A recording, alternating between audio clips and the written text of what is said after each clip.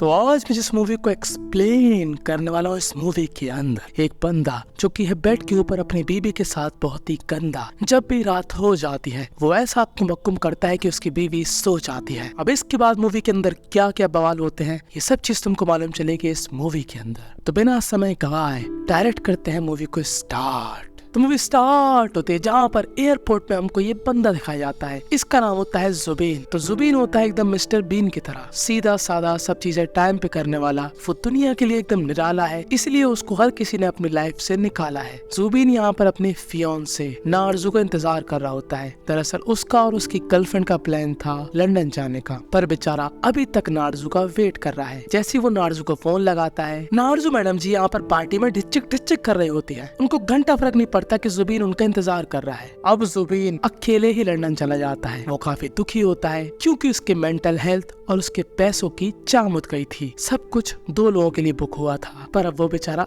अकेले ही सब कुछ एंजॉय करने का प्रिटेंड कर रहा है। उसके अंदर से भयंकर तरीके से क्लैश चुकी है क्योंकि उसकी गर्लफ्रेंड ने उसको भाव नहीं दिया। वो एक क्लब में जाता है, वो कोशिश करता है कि कोई लड़की उसके साथ फोटो खिंचवा ले ताकि वो अपनी गर्लफ्रेंड नारजू को जला सके, पर कोई भी लड़की उसको भाव नहीं देती। और वो जैसे इस क्लब के बाथरूम में जाता है उसकी मुलाकात होती है रूबी से। रूबी जो कि होती है हिंदुस्तानी और दिमाग से बहुत सयानी। जुबीन कोशिश करता है कि इसके साथ फोटो मिल जाए, पर रूबी कहती है ना मुन्ना ना, मैं तेरी कोई हेल्प नहीं करने वाली। अब जुबीन यहाँ पर पी के टुल्ल हो जाता है, उसका पर्स भी छिना लिया जाता है और उसको एक डस्टबिन के पास फेंक दिया जाता है कि तभी रूबी की नजर पड़ती है जुबीन पर। रूबी को जुबीन पर दया आती है, वो उसको अपने साथ घर ले जाती है। जुबीन जो कि खिड़की से घर के अंदर आती है क्योंकि उसने घर का रेंट नहीं भरा। आगे से घर लॉक है इसलिए वो पीछे से आती है। जुबीन जैसे घर में आता है वो रूबी का रूम देखकर हक्का बक्का हो जाता है क्योंकि रूबी का रूम ऐसा होता है जैसे कि यहाँ पर अक्कुम बक्कुम की शूटिंग होती हो। हर जगह अक्कुम बक्कुम की किताबें, हर जगह अक्कुम बक्कुम के टॉयज, पूरा माहौल ही वैसा होता है। अब जुबीन हमारा सीधा साधा संस्कारी सा इंसान, उसको नहीं पता कि किस काम में आता है ये सामान। वो यहाँ पर एक और चीज देखता है, बैंक के नोटिस जो कि रूबी को भेजे गए थे। खैर वो रूबी को अपनी सारी सिचुएशन समझाता है। यहाँ पर एक और इंसान आता है जिसको हम लोग लड़की बोले या लड़का पता नहीं, ये दरअसल लड़की होती है पर इसको लड़के जैसे रहना पसंद है, तो इसको हम लोग बुलाएंगे बीच का बिच्छू। तो अब रूबी यहाँ पर जुबीन को अपने साथ ले जाती है और कहती है अब तुम्हें जहाँ जाना है वहाँ जा सकते हो। और जो भी सामान रूबी के कमरे में था वो इसलिए था क्योंकि जो रूबी होती है वो होती है अक्कुम बक्कुम वाली मूवी को डायरेक्शन देने वाली, यानी कि वो बताएगी कि कैसे अक्कुम बक्कुम करना है,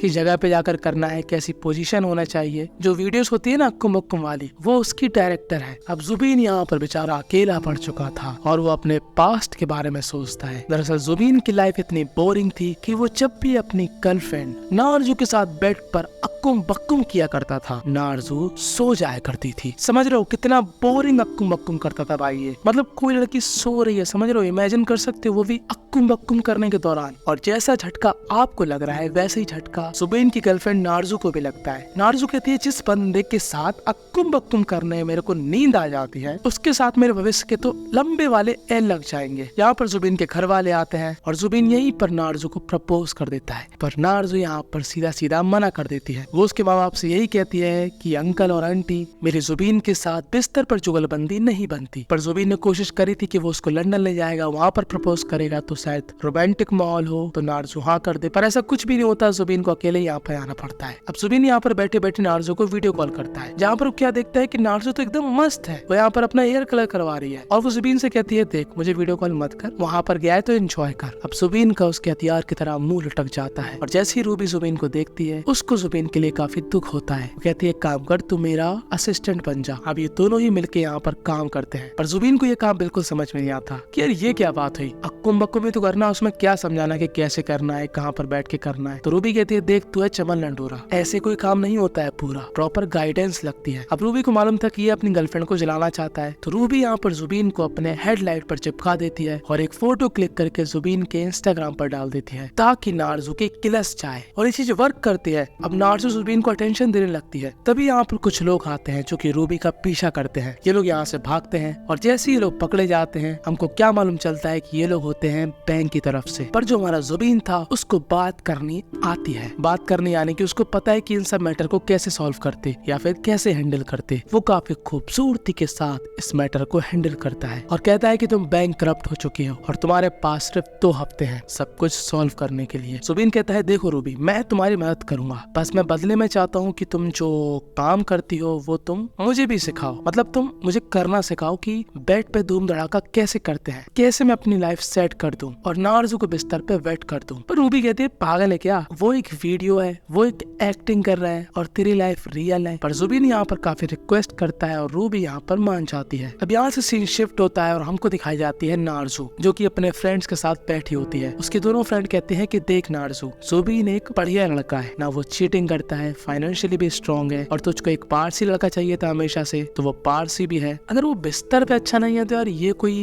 इतनी बड़ी प्रॉब्लम नहीं है। तो नार्जू कहती है तू पागल है, बिस्तर पर अक्कुम बक्कुम करते समय मेरे को नींद आ गई, इससे ज्यादा बड़ी बात क्या ही होगी। वो हर काम काफी सिस्टमेटिक तरीके से करता है, उसका टाइम टेबल है, वो हमेशा बेड के राइट साइड पर ही सोता है, इतने बजे उठना है, इतना काम करना है, हर चीज वो टाइम टेबल से करता है। He is such a boring person. और वो ये सब ना फोटोज वोटोज जो भी खिंचवा रहा है वो सब मुझे जलाने के लिए खिंचवा रहा है, मुझे पता है कि वो किसी भी लड़की को नहीं पटा सकता। अब नार्जू यहाँ पर जुबीन को जलाने के लिए एक रैंडम लड़के के साथ फोटो खिंचवाती है और भेज देती है जुबीन को, ताकि जुबीन की जल के ज्वालामुखी हो जाए। और ऐसा होता भी है। पर वो जो लड़का जिसके साथ नार्जू ने फोटो खिंचवाई थी उसकी नार्जू के लिए फीलिंग बाहर आई थी और वो यहाँ पर रोमांटिक तरीके से आता है कि चलती है क्या 9 से 12। तो नार्जू कहती है चल बे चोमू, क्यों मेरा टाइम खा रहा। अब जुबीन यहाँ पर रूबी के लिए बैंक वालों से बात करता है, जहाँ पर कुछ डॉक्यूमेंट्स है जिसकी रिक्वायरमेंट है। रूबी की वो सारे डॉक्यूमेंट उसके पापा के पास है। रूबी अपने पापा के साथ नहीं रहती क्योंकि रूबी के लिए उसके पापा रेड फ्लैग है। दरअसल रूबी के पिताजी से तंग आकर रूबी की माताजी उनको छोड़कर चली गई, क्योंकि रूबी के पिताजी काफी कंजूस हैं। और जुबीन उसको मनाता है कि चलो ना अपने पिताजी के पास, जो डॉक्यूमेंट की रिक्वायरमेंट है बस वही लेके आ जाएंगे। तो रूबी कहते हैं चलो ठीक है कल देखते हैं, अब तेरी बारी है, मैं तेरे को सिखाती हूँ कि अक्कुम बक्कुम में इंटरेस्ट कैसे लाते हैं, कैसे तू अपने पार्टनर का झरना बहा सकता है। रूबी यहाँ पर जुबीन को बढ़िया बढ़िया तरीके बताती है करने के। जुबीन के अंदर का जानवर जाग जाता है और जुबीन का झमूरा फॉर्म में आ जाता है। पर इससे पहले इन दोनों के बीच कुछ हो,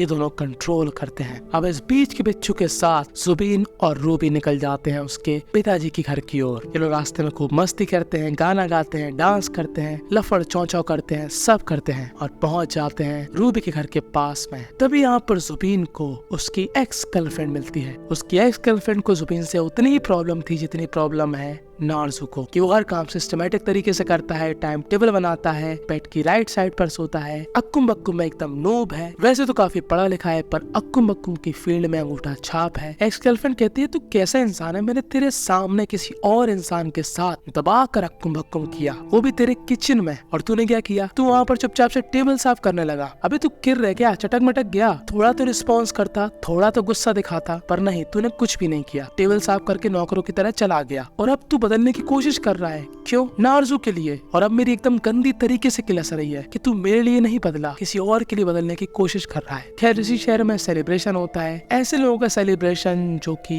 इक्वालिटी में बिलीव करते हैं, जिनके लड़का लड़की तीसरे जेंडर वाले लोग, हर तरीके के इंसान का स्वागत है, उन लोगों का सेलिब्रेशन यहाँ पर होता है। तभी जुबीन को यहाँ पर आती है नार्जू की वीडियो कॉल, जहाँ पर नार्जू जो कि इतनी ज्यादा गंदी महिला थी कि क्या ही बताऊं, वो वीडियो कॉल करके अपने बॉयफ्रेंड के सामने किसी और बंदे के साथ दबा कर अक्कुम बक्कुम कर रही होती है। और ये सब अपनी आंखों के सामने देखकर बेचारे जुबीन के दिल में ड्रिल मशीन चल गई थी। वो यहाँ पर रोने लगता है, पर रूबी उसको समझाती है कि देख लाइफ एक है, अपने बारे में सोच, खुद से एंजॉय करना सीख। तो जुबीन यहाँ पर इस सेलिब्रेशन में काफी एंजॉय करता है, डांस करता है, पी के एकदम टुल्ल हो जाता है। और शाम को ये लोग जाते हैं रूबी के घर में। यही इंसान होते हैं रूबी के पिताजी। अगले दिन जब जुबीन उठता है तो वो क्या देखता है कि रूबी और उसके फादर के बीच बिल्कुल नहीं बनती, ये दोनों ही बिल्ली और कुत्ते की तरह लड़ते रहते हैं। अब रूबी यहाँ पर जैसे दूसरे कमरे में जाती है, जुबीन यहाँ पर उसके पिताजी से बात करता है और कहता है कि रूबी का सपना है कि वो एक कैफे खोले। तो रूबी के पिताजी को ये बात काफी अच्छी लगती है, क्योंकि रूबी के ही पिताजी का सपना था कि वो एक कैफे खोले। बाहर बैठ के ये तीनों ही बात कर रहे होते हैं। तभी रूबी के अंदर जो भी गुस्सा था वो एकदम से फिर से फट के बाहर आता है। वो अपने पिताजी से कहती है कि जैसे माँ आपको छोड़ के चली गई, वैसे ही तो मैं आपको छोड़ के चली गई, क्योंकि प्रॉब्लम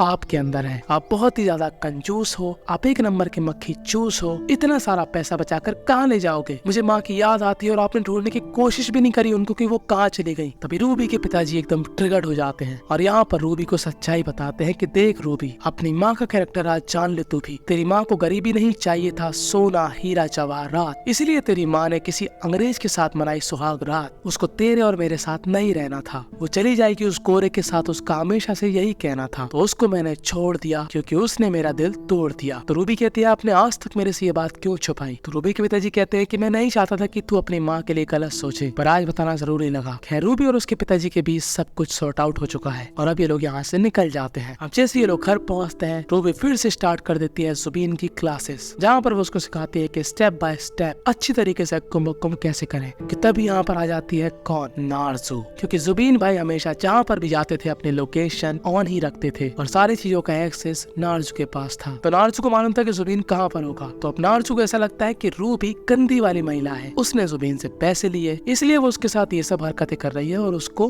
अक्कुम बक्कुम दे रही है ताकि वो मुझको जला सके। पर रूबी उसको समझाती है कि ऐसा कुछ भी नहीं है, तू एक नंबर की ब्रांड है जिसका बी साइलेंट है। तो इतने अच्छे इंसान को धोखा दे रही थी तो उसको जला रही थी, किस लिए? क्योंकि वो अक्कुम बक्कुम नहीं कर पाता। तो भाई उसको सिखाना, तो ये सर्वगुण संपन्न लड़का नहीं मिलेगा, उसमें कुछ कमी होगी, उसमें कुछ अच्छाई होगी। तो नारजू को ये बात समझ में आती है और नारजू कहती है ठीक है। अब रूबी जुबीन से हाथ मिलाती है और नारजू यहाँ से जुबीन को ले जाती है। अभी लोग यहाँ पर तबाह कर एकदम भयंकर वाला अक्कुम बक्कुम करते हैं और पहली बार नारजू को जुबीन के साथ अक्कुम बक्कुम करने में एकदम एक्सट्रीम लेवल वाला चरम सुख मिला था और वो यहाँ पर काफी खुश हो जाती है और वो उसको यहाँ पर प्रपोज कर देती है। पर जुबीन यहाँ पर कंफ्यूज था। वो यहाँ पर नारजू को कहता है नहीं, शाम होता, और अब नारजू का दिल टूट जाता है। अब ये दोनों वापस इंडिया चले जाते हैं, इनका ब्रेकअप हो चुका है और अब जुबीन अकेले ही रहता है। वो अकेले ही एंजॉय करना सीख गया है। वो समझ चुका है कि लाइफ में खुश रहने के लिए दूसरे की जरूरत नहीं, अपनी जरूरत होती है। पर एट द एंड प्यार तो सबको चाहिए। तो जुबीन जाता है सीधा लंदन। किसके पास? रूबी के पास। वो क्या देखता है कि रूबी की कंडीशन सुधर चुकी है, उसका कैफे खुल चुका है, वो एक थेरेपिस्ट बन चुकी है, सब कुछ बेस्ट चल रहा है और वो इसी मोमेंट में रूबी को कर देता है प्रपोज। ये लोग प्यार तो करते थे एक दूसरे से, पर उससे ज्यादा अच्छी इनकी दोस्ती थी। इन दोनों के ही बीच पहले भी सब कुछ अच्छा था, अब और अच्छा हो जाता है और बस यहीं पर ये मूवी थी एंड हो जाती है। इस मूवी से हमको यही सीखने को मिला कि किसी भी इंसान में वो सारी चीजें नहीं होती जो कि आपको चाहिए। तो ये काम आपका और आपके पार्टनर का है कि जो भी चीज की कमी है उस चीज को फुलफिल मिलकर किया जाए। फिलहाल आपको क्या लगता है कि इन दोनों ही महिलाओं में सबसे ज्यादा खूबसूरत एकदम टैक्सी कौन सी महिला लग रही है? कमेंट में अपनी चॉइस बता सकते हो। एक बढ़िया सा प्रोडक्ट मैंने तुम्हारे लिए देखा है जिसकी तुमको अगर जरूरत हो तो तुम लोग यहाँ से परचेज कर सकते हो। तो follow me on Instagram, subscribe my channel now. बस आप लोग इतना ही कर दो।